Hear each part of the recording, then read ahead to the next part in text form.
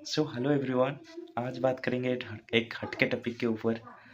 तो जब भी बचपन में बारिश आता था तो सब बहुत एक्साइटेड होते थे कि अभी बारिश में खेलने को मिलेगा, लेकिन एक चीज़ का डर हमेशा मन में घारा रहता था। उस चीज़ को देखने में तो बहुत मज़ा आता, लेकिन उससे हम सब डरते थे, क्योंकि है लाइटनिंग, बिजली। तो अभी थोड़े से बड़े हो गए हैं, तो अभी चलो समझते हैं कि बिजली कैसे चमकती है। So let's see. तो जैसे कि आप सबको पता होगा कि क्लाउड्स कैसे बनते हैं। क्लाउड्स बेसिकली वाटर वेपर से बनते हैं, और क्लाउड्स जो हायर एल्टीट्यूड में होते हैं, तो हायर एल्टीट्यूड में टेम्परेचर बहुत कम होता है। तो इसी दौरान कभी कभार वो जो टेम्परेचर है वो फ्रीजिंग पॉइंट के नीचे चला जाता है।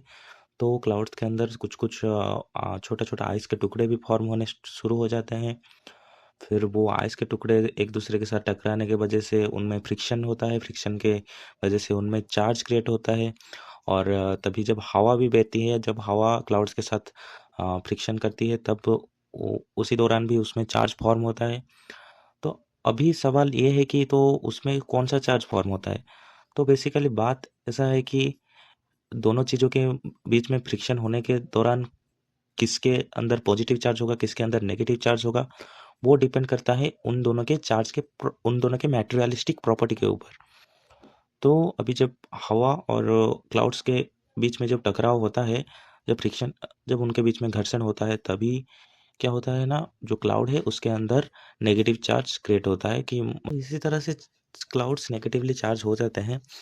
लेकिन तभी जब कुछ भारी से पार्टिकल्स जो होते हैं वो क्लाउड के नीचे की सतह पर आके जमा हो जाती है, और ऊपर के तरफ जो हल्के पार्टिकल्स है वो ऊपर की तरफ रह जाते हैं, जो कि छोटे छोटे पार्टिकल्स हैं।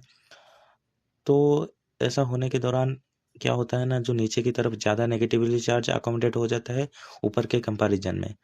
तो ऊपर की तरफ जो क्लाउड्स का ऊपरी भाग है वो कंपैरेटिवली पॉजिटिव चार्ज होता है। मतलब पॉजिटिव चार्ज उसमें होता नहीं है, लेकिन इसके कंपैरिजन में वहाँ पे कम नेगेटिव चार्ज है, इसलिए वो रिलेटिवली पॉजिटिव है। तो अभी जो क्लाउड के नीचे का हिस्सा है वो तो कम्प्लीटली नेगेटिव चार्ज है।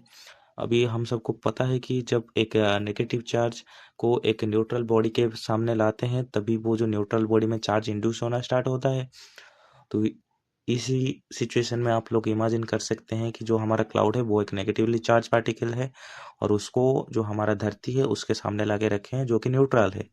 तो अभी धरती का वो सतह जो क्लाउड को फेस कर रहा है, उसके ऊपर पॉजिटिव चार्ज इंड्यूस होना स्टार्ट हो जाते हैं।